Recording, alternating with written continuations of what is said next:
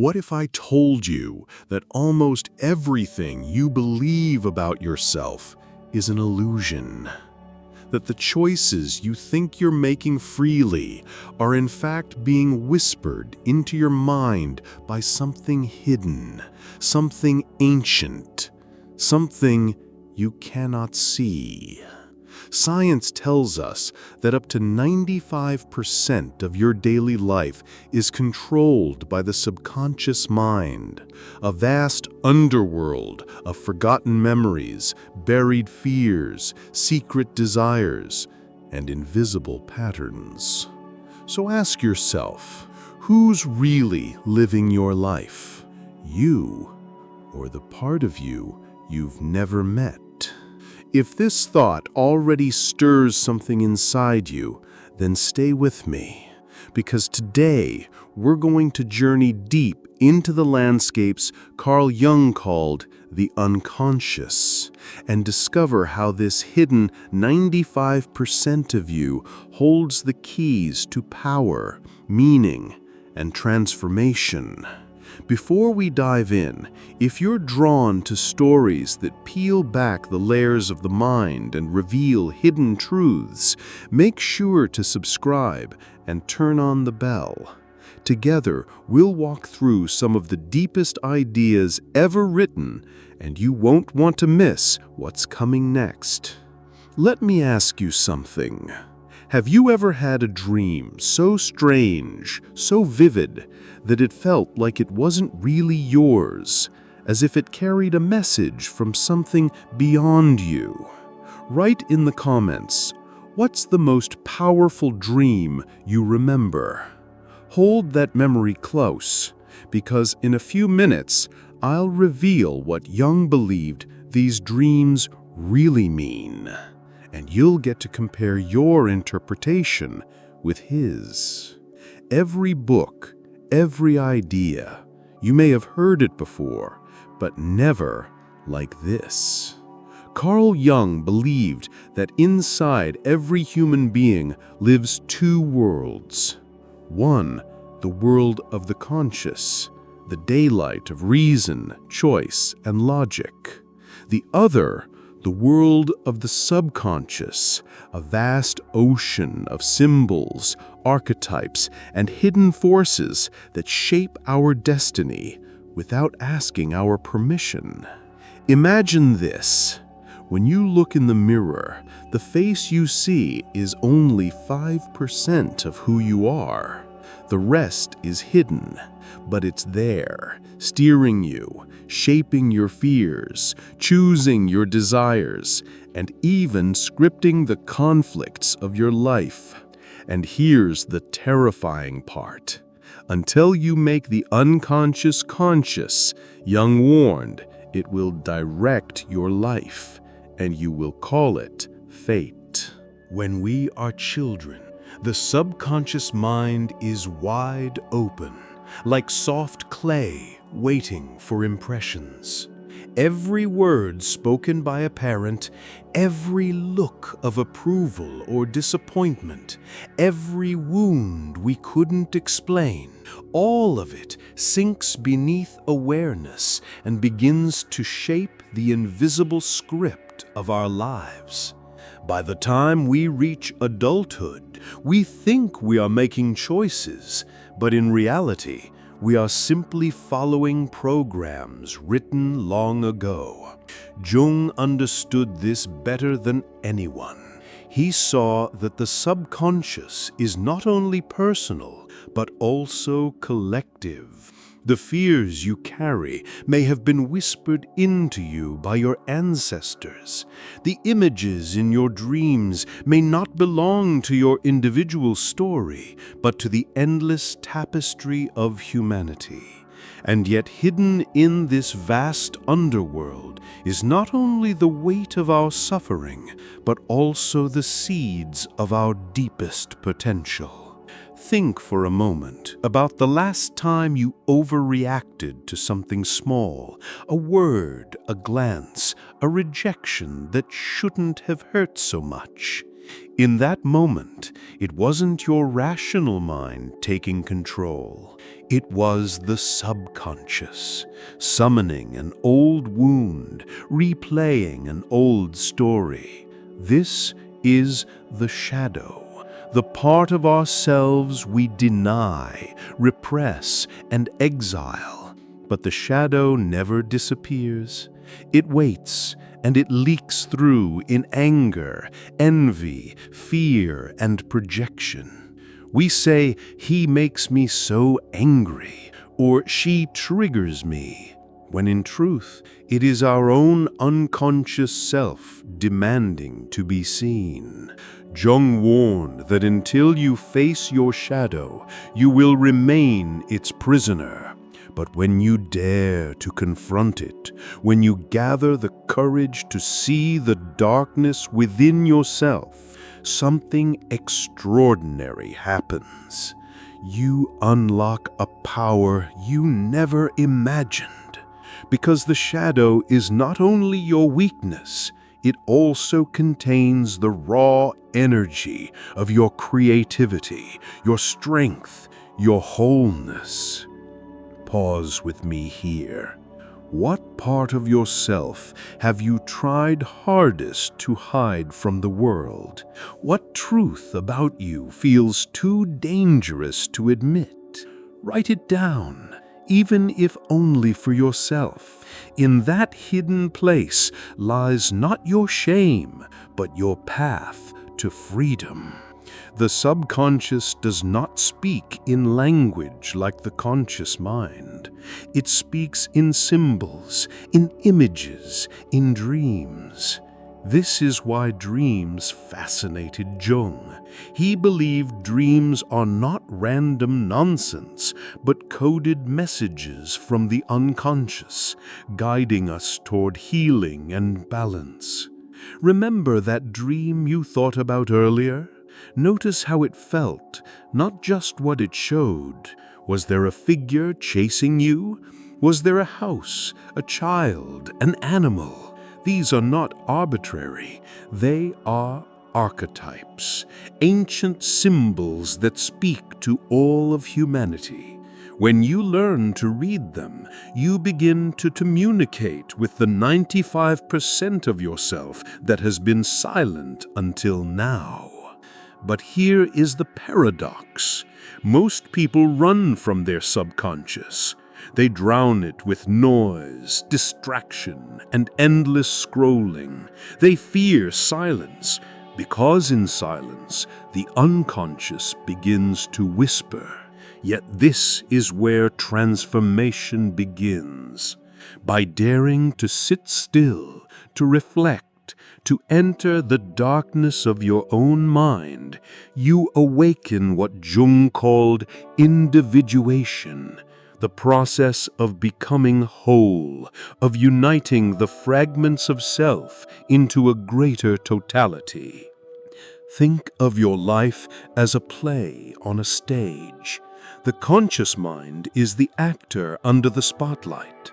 But the subconscious is the director in the shadows, controlling the script, moving the scenery, shaping the outcome. Until the actor walks backstage and meets the director, he will never understand the story he is trapped in. This is why Jung insisted that what we call fate is often nothing more than unexamined subconscious patterns.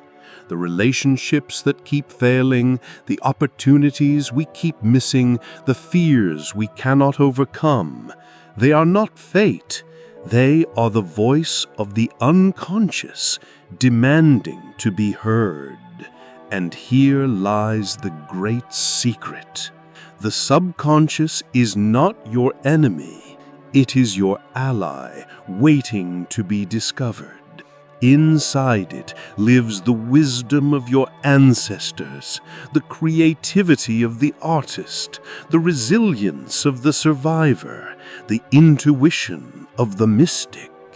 Unlocking it does not mean erasing who you are. It means remembering who you were always meant to be. So the question is not whether you have untapped potential. The question is, will you face yourself deeply enough to find it? There comes a moment in every life when the cracks in the surface can no longer be ignored. Maybe it appears as anxiety you cannot explain, or a sudden emptiness after success, or a recurring dream that refuses to let you go. These are signals from the subconscious, knocking on the door of your awareness, demanding that you turn inward. Jung believed that if you ignore these signals, they grow louder, more disruptive, until they erupt in crisis. What you call breakdown, he would call breakthrough, waiting to happen. The path to transformation is not about silencing the subconscious, but listening to it. Imagine walking into a vast library where millions of books are stacked floor to ceiling, filled with the story of your life and the stories of countless generations before you. You may only ever read the pages illuminated by the conscious mind, but the real treasure lies in the endless volumes kept in the dark. By learning to open those books through dream analysis, reflection, and honest self-examination, you begin to see that the patterns of your life are not accidents. They are maps leading you somewhere. But the journey inward is never easy. Jung warned that those who look inside themselves awaken not only to beauty, but also to terror. To face your subconscious is to face chaos. You will meet the voices you tried to silence, the shame you buried, the rage you denied. This is why he called it the confrontation with the shadow. Many run away at this point. They retreat to comfort, to distraction, to denial. Yet those who stay, those who stand in the storm, discover that the monster in the dark is only a part of themselves longing to be integrated. Think of the myths we tell across cultures.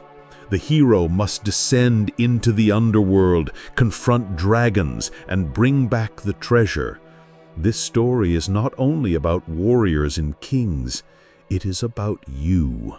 The underworld is your subconscious, the dragon is your shadow, and the treasure is the forgotten wholeness of your being. Until you dare to go down, you will never rise fully into who you are. So, how do you begin? Start with awareness. Notice the triggers that provoke you. When anger bursts from nowhere, ask not, "Why did they do this to me?" but "What part of me is being revealed?" Keep a journal by your bed. Write your dreams as soon as you wake, before they dissolve into the morning light. Do not dismiss them as nonsense. Decode them as messages from the unseen 95%. Spend time in silence, away from constant stimulation. In that stillness, you will hear the whispers of your deeper self. And above all, cultivate honesty. Jung said that people will do anything, no matter how absurd, to avoid facing their own soul. But when you finally turn toward yourself without lies, when you drop the mask, the subconscious opens like a door. You begin to integrate, to become whole. This process he called individuation. It is the journey of uniting the conscious and the unconscious, of reconciling the opposites within you, light and shadow, masculine and feminine, rational and mystical. The goal is not perfection, but wholeness. Imagine the relief of no longer running from yourself. Imagine the power of drawing upon the hidden 95% instead of being controlled by it. The subconscious then becomes a reservoir of intuition, creativity, and strength. You begin to sense the archetypes moving through you. The warrior when courage is needed, the sage when wisdom is required, the lover when connection calls. Life becomes less about fighting fate and more about participating in a larger story. And yet the danger remains. If you refuse this journey, if you cling only to the conscious surface, you remain a puppet of forces you do not understand. The world will keep repeating itself for you. The same failed relationships, the same inner emptiness, the same unfulfilled potential. You will call it destiny. Jung would call it unconsciousness. The choice, therefore, is stark. Awaken and take responsibility for the hidden self, or sleep and let life be lived for you. The subconscious is not merely psychology, it is spirituality in disguise. It is the bridge between the individual and the infinite. Jung often found that when people listened deeply to their subconscious, they began to experience synchronicities, meaningful coincidences that seemed to guide their path, as if the universe itself responded to the alignment of their inner and outer worlds. Whether you call it chance, destiny, or divine order, the experience is the same. Life begins to feel guided, purposeful, alive. So again, I ask you, who is really living your life? The small fragment you call the conscious self, or the vast unseen ocean beneath it? And what would happen if you dared to dive into that ocean, to explore its depths, to claim its treasures? Would you remain the same? Or would you perhaps discover that you are far more than you ever imagined? Most people spend their lives looking outward, searching for answers in careers, possessions, or the approval of others. But Jung insisted that the real gold lies inward. He once said, "Your vision will become clear only when you can look into your own heart. Who looks outside dreams. Who looks inside awakes." To awaken is not to escape reality, but to see it with new eyes. When you realize that 95% of you has been unseen, untouched, and unlived, you begin to understand how much potential has been waiting patiently for you. Consider for a moment how your daily choices are made. You reach for the same kind of food. You react the same way to conflict. You fall in love with the same type of person. You sabotage yourself in familiar patterns. These are not random. They are scripts written deep in the subconscious. Neuroscientists have shown that by the time your conscious mind decides, your brain has already prepared the action. Free will, it seems, is only the tip of a vast iceberg. And yet, this is not hopeless. It is empowering. For when you bring awareness to the script, you can rewrite it. Think about the fears that hold you back. Fear of rejection, fear of failure, fear of being seen. These are not rational calculations. They are ancient wounds and ancestral echoes carried in the subconscious. A child laughed at in school becomes an adult who never risks speaking in public. A moment of abandonment becomes a lifelong terror of intimacy. And so the past repeats itself, disguised as the present. Jung's work calls us to interrupt this repetition, to look the fear in the eye, to pull it from the shadows and say, "You are not my master." But the subconscious does not yield easily. It resists change because its job is survival, not growth. It clings to old patterns because they kept you alive once. That voice in your head telling you to stay small, to avoid risk, to mistrust love, that voice is not evil. It is protective, but protection can become prison. To unlock your subconscious is to thank it for its service and then gently expand beyond its limits.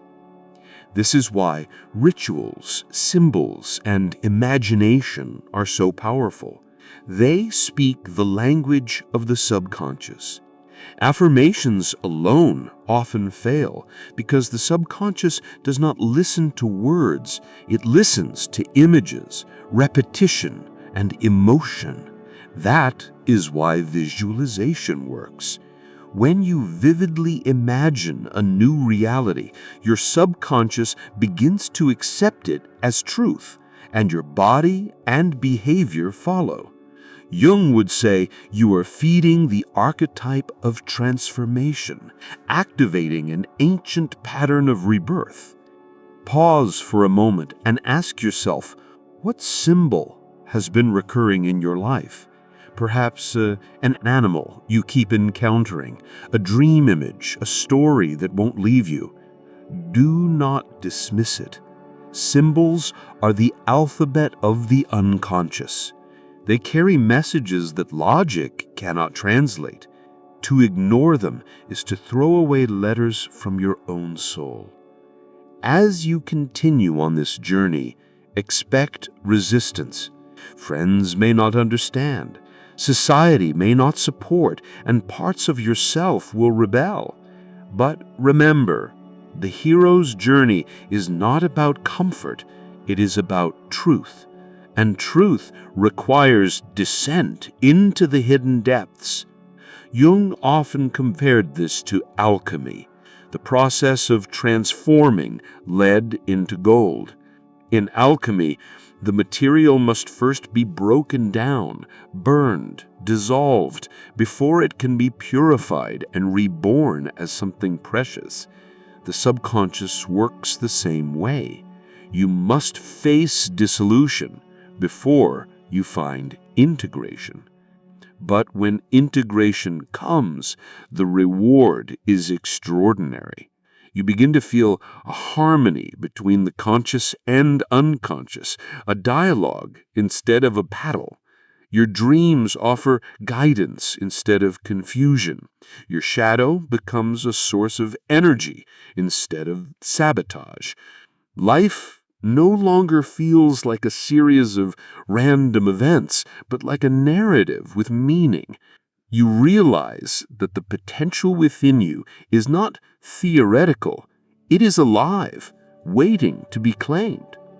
And here is the paradox Jung left us with.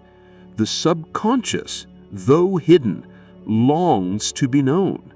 It creates crises, synchronicities, and even suffering as ways to call your attention. Your depression, your restlessness, your unexplainable longing, these are not flaws. They are signals. The subconscious is knocking. The only question is whether you will answer. Imagine, just for a moment, what it would feel like to unlock the door, to discover that the life you thought was small is actually vast, to realize that the love, creativity, and courage you admire in others already live inside you, buried under layers of fear and forgetting. Imagine no longer being ruled by fate, but walking hand in hand with it, conscious and aware. This is not fantasy. This is the promise of individuation, the process Jung described as becoming whole. And so I leave you with this thought. Until you make the unconscious conscious, it will direct your life, and you will call it fate. But the moment you dare to look inward, to face the shadow, to listen to your dreams, and to integrate the hidden 95%, you step into the fullness of your potential. You become not just a fragment of yourself, but the entire being you were born to be. If this journey stirs something inside you, don't walk away. Stay with it. Explore it. And if you felt even a glimpse of awakening while watching this, then join me by subscribing and turning on notifications, because together we will continue to uncover the truths that most people are too afraid to face. Every book, every idea, you may have heard it before, but never like this.